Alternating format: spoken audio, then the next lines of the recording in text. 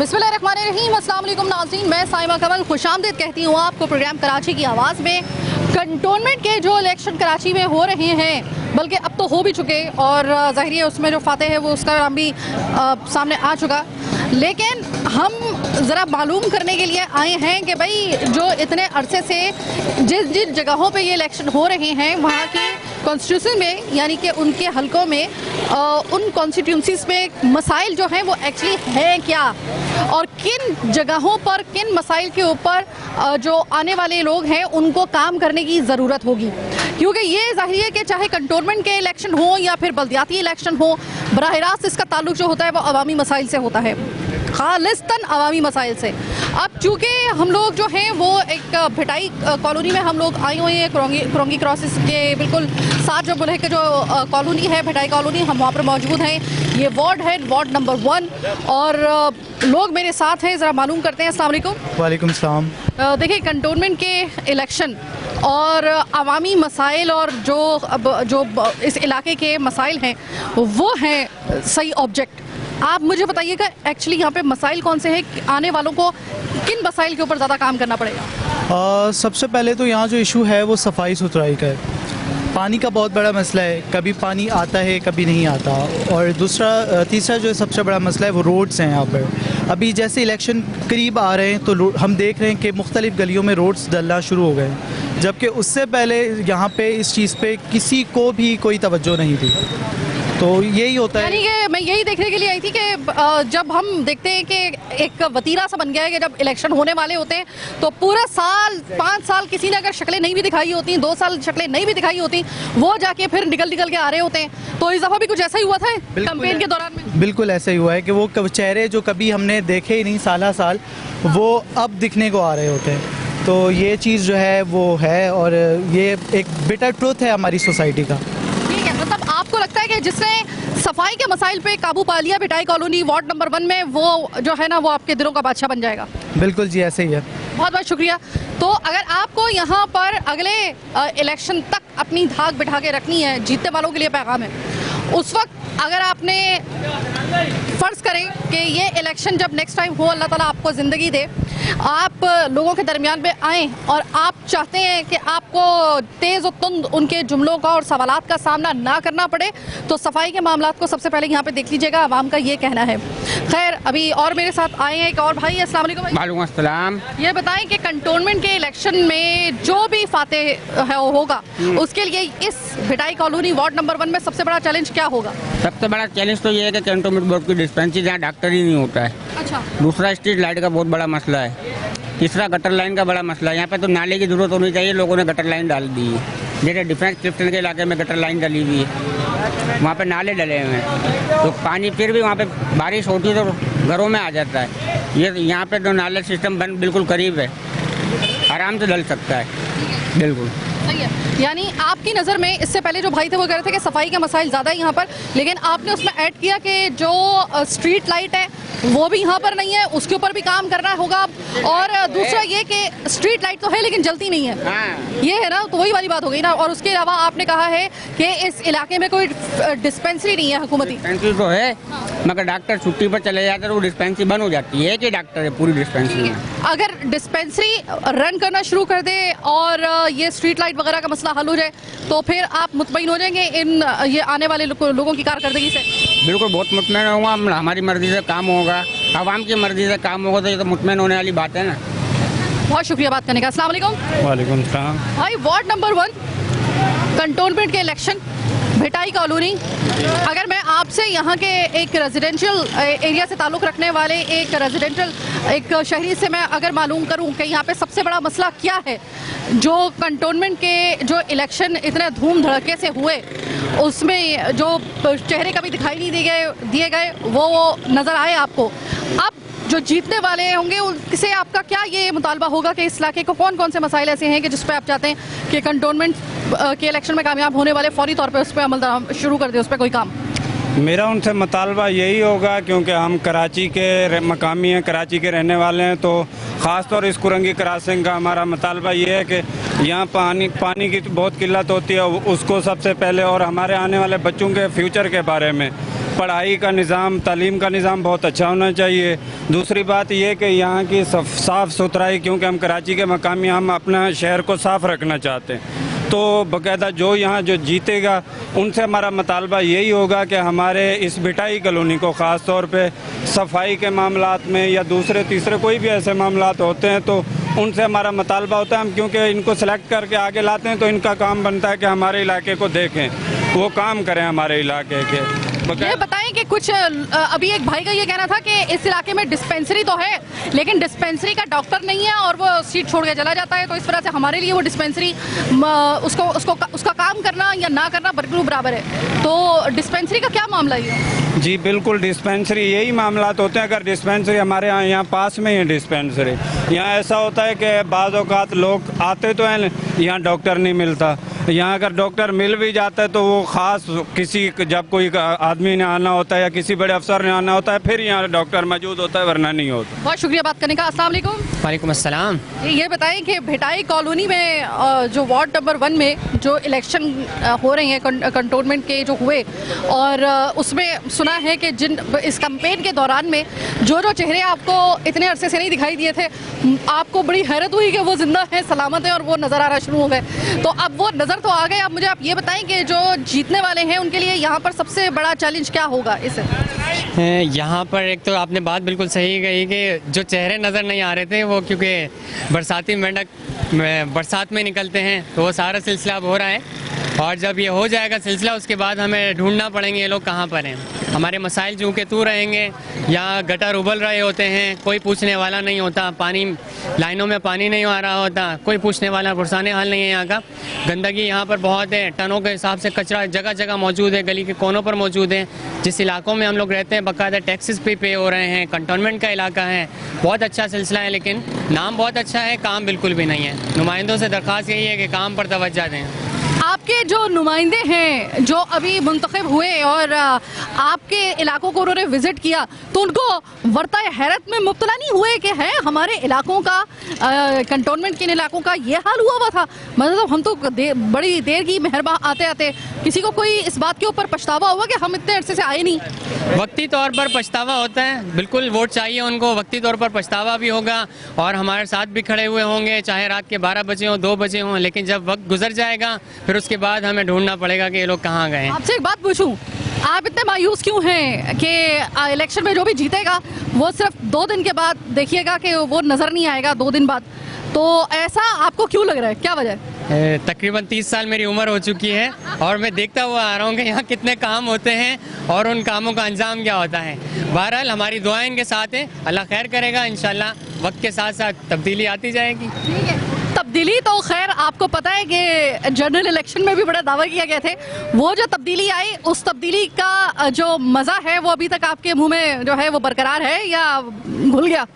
वो तब्दीली भी हो चुकी है और उसका मज़ा भी सबने चख लिया है। इंशाल्लाह ये वाली तब्दीली उससे मज़ीद तब्दील होगी। वो वाली जो तब्दीली थी जनरल इलेक्शन में, जिस तब्दीली का वादा किया गया था, वो तब्दीली का जो मज़ा आपने चखा है तो वो कैसा है? उसका जायका रहा खट्टा, मीठा या कड़वा? उसका जायका इन कारोबारी लोगों से पूछें, उन स्कूल जाने वाले बच्चों से पूछें, उन मदरसे जाने वाले लोगों से पूछें, कारोबार वाले लोगों से पूछें कि बहुत कितना पीछे चले गए हम लोग। अब उस स्टेज पर वापस आने के लिए हमें कितना वक्त दरकार होगा, बहुत मुश्किल हो गया है वो सिलसिला।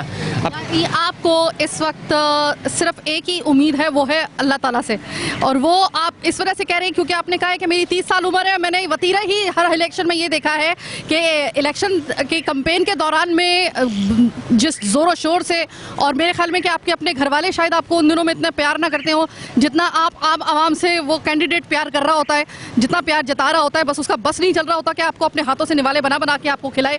और जैसे इलेक्शन होते हैं तो बकौल आपके कि वो गायब ऐसे होते हैं जैसे गधे के सर से सींग। तो आवाम का बेचारों का जो है ना वो एक खदशा है, एक खुटका है कि इस दफ़ा भी तो कुछ ऐसा नहीं होगा। तो कंटोनमेंट के इलेक्शन में जीतने वालों को हमारी तरफ से मुबारकबाद के साथ साथ में एक तंबीह भी कर रहे हैं कि खुदा के लिए अगर निज़ाम को बदलना है सबसे पहले अपने वतीरे को बदलिएगा। जिस तरीके से आवाम, ये सिर्फ एक आदमी की बात नहीं है, यहाँ पे आप जिससे भी बात करेंगे ना, किसी भी शख्स को आप उससे एक सवाल अगर पूछेंगे कि ये इलेक्शन के बाद का रिजल्ट जो है वो आप क्या एक्सपेक्ट करें, वो ये कहेगा कि शक्लें तो उसके बाद में नज़र आ जाए, अगर उनकी शक्लें बाद में नज़र आ जाए यही गनीमत जानिएगा, काम करने की बात तो बहुत आगे की बात है।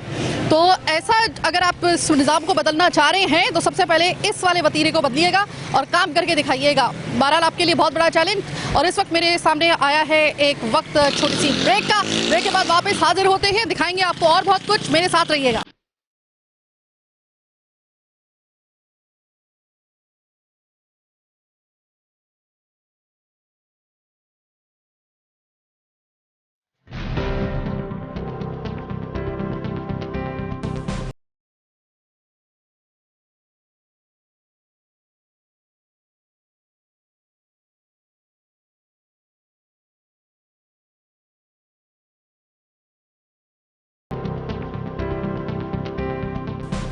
तो जनाब, ब्रेक के बाद खुशामदीद। हम UC1 से UC4 में आ चुके हैं और यहाँ पर ज़रा मालूम कर लेते हैं कि चैलेंजेस इस UC में उस UC1 से ज़रा थोड़े से मुख्तलिफ हैं या सेम UC के जो मसाइल थे UC1 के वो UC4 में भी हैं।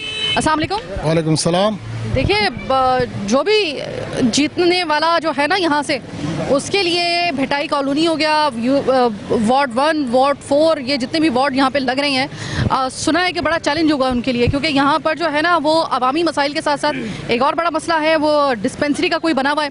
तो मतलब इल्म में है आपके तमाम मसाइल? जी हाँ, मेरे सारे इल्म में है। और पहली दफ़ा यहाँ पर 30 सालों में पहली दफ़ा PTI ने जो है ना यहाँ पे रोड बनाए हैं और इन मसाइल पे जो है ना अभी काम किया है।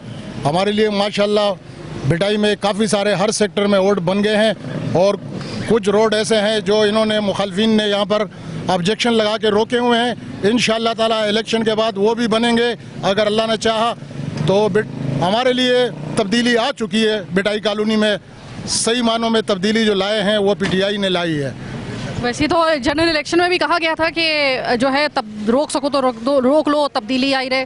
वो फिर तब्दीली उस वक्त जो जनरल इलेक्शन में तब्दीली आई थी और जो इस कंटोनमेंट इलेक्शन में तब्दीली की बात आप कर रहे हैं, दोनों में क्या फ़र्क है? जनरल इलेक्शन का तो अभी सिलसिला चल रहा है, इनका पीरियड अभी बाकी है 2 साल। बकाया पीरियड में अब आगे क्या करते हैं फिर बाद में लोग फैसला करेंगे कि इनकी कारकर्दगी क्या है। तो वक्त से पहले नहीं बता सकते हैं क्योंकि मुल्क हमारा इतने मनफी चल रहा है, कर्ज़ों में हम डूबे हुए हैं। तो एक कर्जदार आदमी आगे बढ़ने के लिए पहले कर्जा निपटाता है।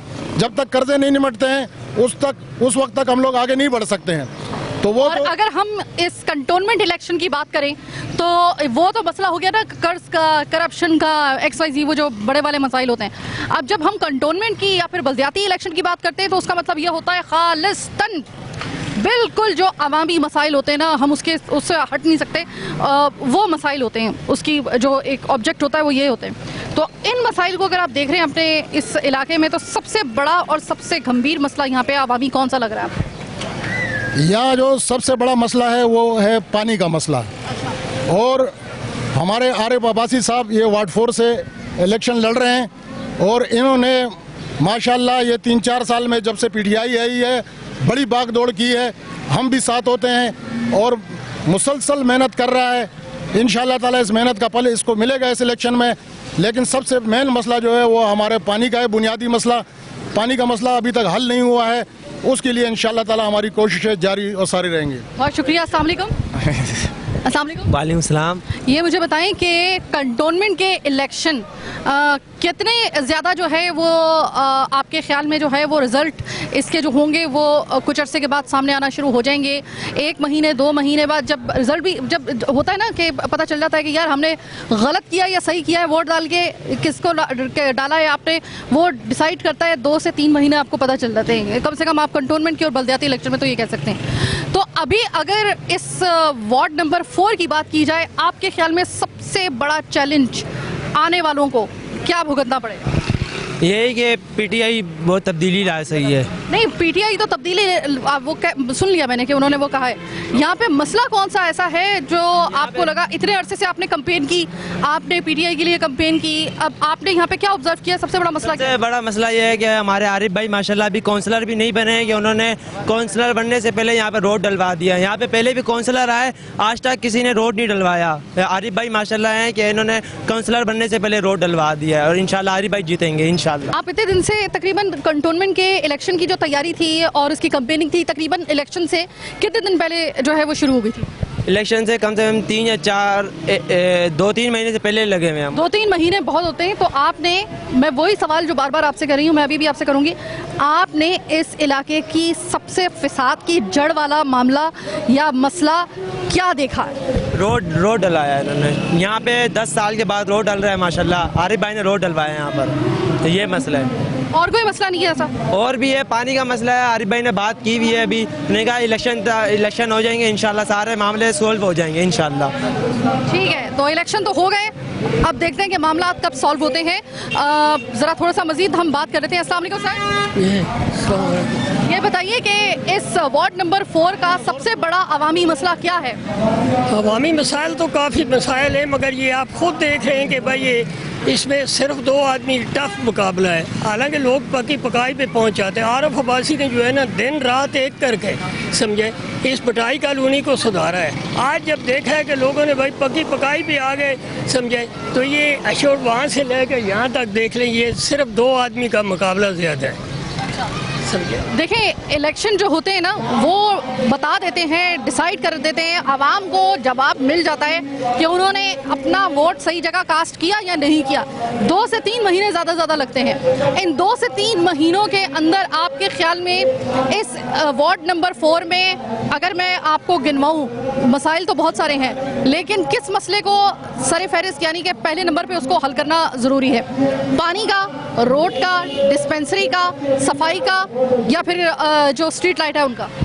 ये पानी का और बिजली का जो मसला ये कभी का हो जाता। अगर मुखालफिन ये ऐसे मसले नहीं करते ना, इन्होंने लेने बेचनी शुरू कर दी है।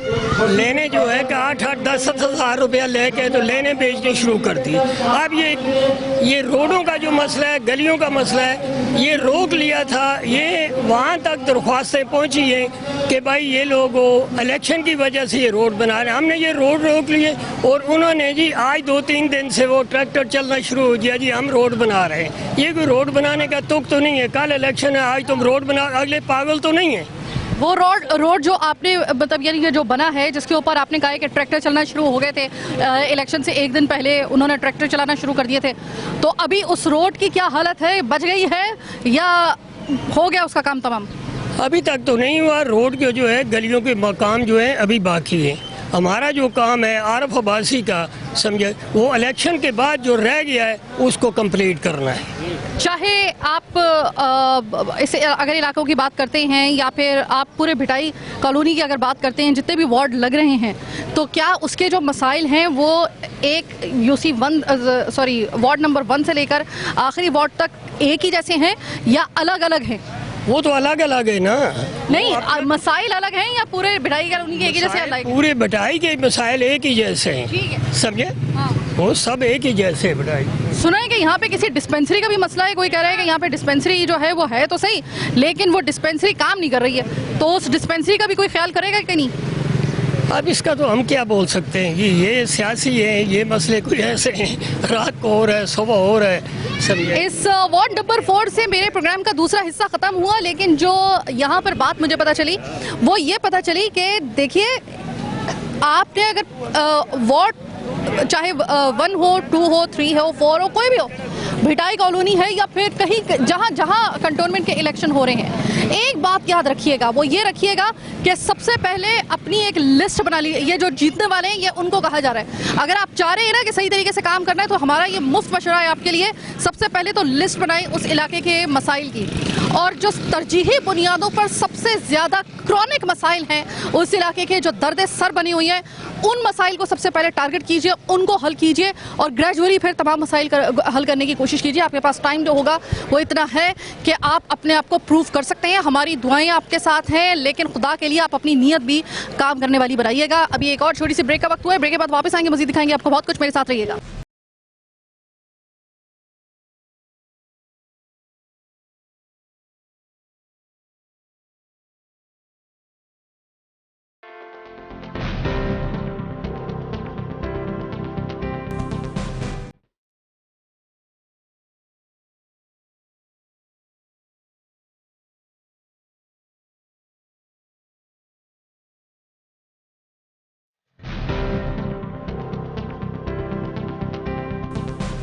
प्रोग्राम के आखिरी हिस्से में खुशामदीद।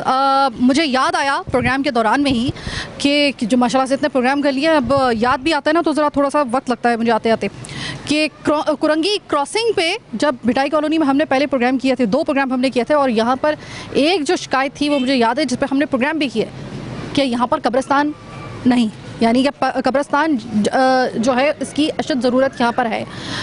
अब पानी का मसला तो हम सुन चुके हैं, स्ट्रीट लाइट के मसले हमने वार्ड 1 में और 2 में जो है वो हमने सुन लिए। अब ज़रा मालूम करते हैं वार्ड नंबर 3 यानी कि 3 नंबर वार्ड क्या कहता है, इस जगह के जो है मसले कौन कौन से हैं अवामी, ये जानते हैं। नासिर साहब, आपके इस इलाके के यानी कि वार्ड नंबर 3 के कौन कौन से अवामी मसाइल आप समझते हैं कि बड़े ऐसे हैं कि उस पर जंगी बुनियादों पर आपको काम अगर मौका मिला तो आप करेंगे? अस्सलाम वालेकुम, औज़ुबिल्लाहि मिनश शैतानिर रजीम, बिस्मिल्लाहिर्रहमानिर्रहीम। पहले सबसे पहले तो मैं आप लोग का बहुत शुक्रिया अदा करूँगा कि आप लोगों ने वक्त निकाला और हमें टाइम दिया। रही बात यहाँ पे कि मसले, सबसे पहले मसला है कब्रिस्तान, दूसरा मसला है पानी, ठीक है। और अल्हम्दुलिल्लाह ये सब जानते हैं कि पाकिस्तान पीपल्स पार्टी दे सकती है और पाकिस्तान पीपल्स पार्टी देगी। हमारी अपने मिनिस्टरों से बात हुई हुई है, अल्हम्दुलिल्लाह वो पानी भी दे रहे हैं, हमें लाइन वगैरह दे रहे हैं। और कब्रिस्तान की तपेदार ने ज़मीन देख ली है। हम इलेक्शन की वजह से हम ऐलान नहीं कर पा रहे हैं, क्योंकि इलेक्शन चल रहे हैं। इलेक्शन में आपको पता है किसी चीज़ का नहीं कर सकते हैं, तो अल्हम्दुलिल्लाह वो इलेक्शन के फौरी बाद उसका भी ऐलान किया जाएगा कब्रिस्तान का। इलेक्शन तो चलो समझ लेना कि वो तो एक ऐसा मामला है, जाहिर है कि उसमें तो जो भी जीतेगा उसको अच्छे तरीके से अंदाज़ा होगा कि मैं जिस जगह पे खड़ा हुआ हूँ, जिस जगह से मैंने कंटेस्ट किया है, वहाँ के सबसे बड़े मसाइल कौन कौन से होंगे। आवाम से जिस वक्त इतने अरसे से आप अपनी इलेक्शन कैंपेन भी यहाँ पे आपकी जारी थी, आपका आवाम के साथ बराह रास्त राब्ता भी था, आवाम आपके पास जोक दर जोक आ भी रही थी अपने मसाइल लेकर, तो आवाम का क्या कहना था इस इलाके में?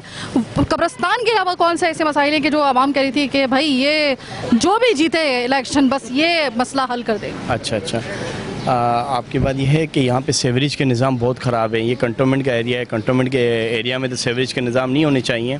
ये ऐसे एरिया लग रहा है जैसे कच्ची आबादी का है। तो इंशाल्लाह हम सेवरेज के निज़ाम भी उनके ठीक करने जा रहे हैं और हमने काफ़ी हद तक उनके ठीक भी करें अल्हम्दुलिल्लाह।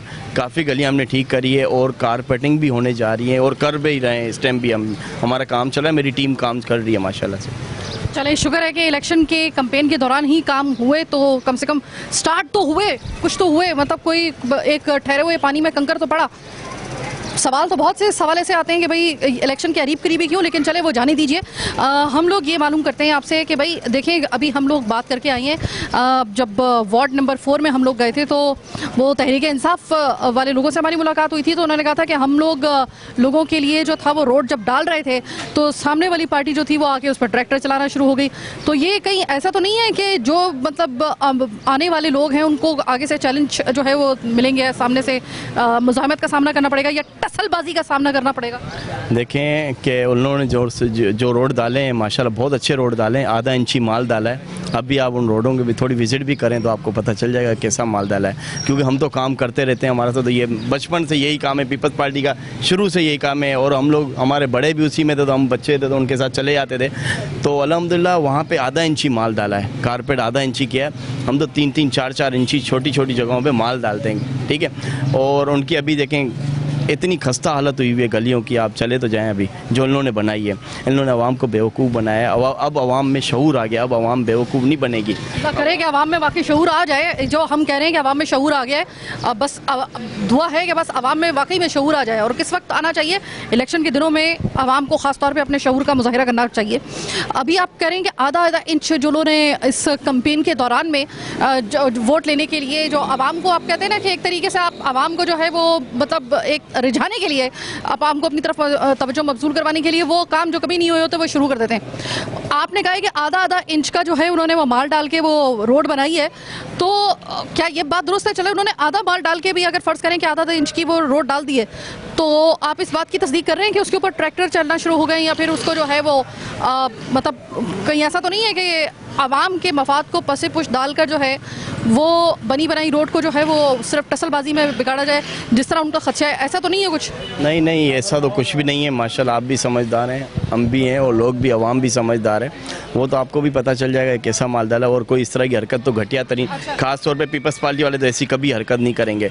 और एक जमहूरी जमात, हाँ, एक तो सिंध में सबसे बड़ी जमात तो यही है, और अल्हम्दुलिल्लाह गवर्नमेंट भी इनकी है, तो काम भी यही कर सकती है। तो मैं आवाम से एक रिक्वेस्ट करूँगा कि पाकिस्तान पीपल्स पार्टी को सपोर्ट करें, वोट दें, एक दफ़ा ज़रूर आजमाएं, क्योंकि आप लोग के मसले जो है पाकिस्तान पीपल्स पार्टी हल कर सकती है, दीगर जमातें नहीं कर सकती।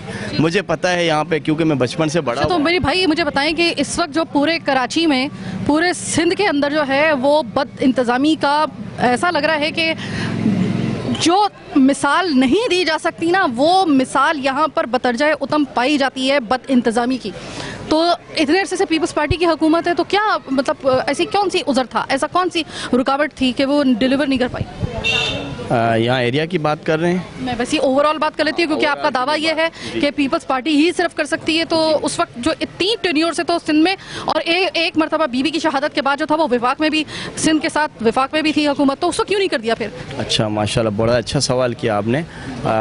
अच्छा सा जवाब भी दे दें बस। जी, अच्छा सा जवाब भी दूंगा अल्हम्दुलिल्लाह। और रही बात के काउंसलर होगा तो गली कोंचों में आएगा पीपल्स पार्टी का, एमपी एमएनए होगा तो वही आएगा ना। हमारे वजीर तो अंदर आते हैं, आपके जो एमपी वगैरह हैं वो जाते हैं अपने अपने इलाकों में? अल्हम्दुलिल्लाह जाते हैं। अच्छा, रही बात कोरंगी में, कोरंगी का मैं आपको काम बताता चलूँ।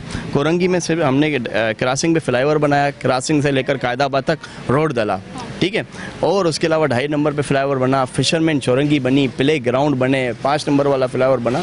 ये काम नहीं है तो क्या है?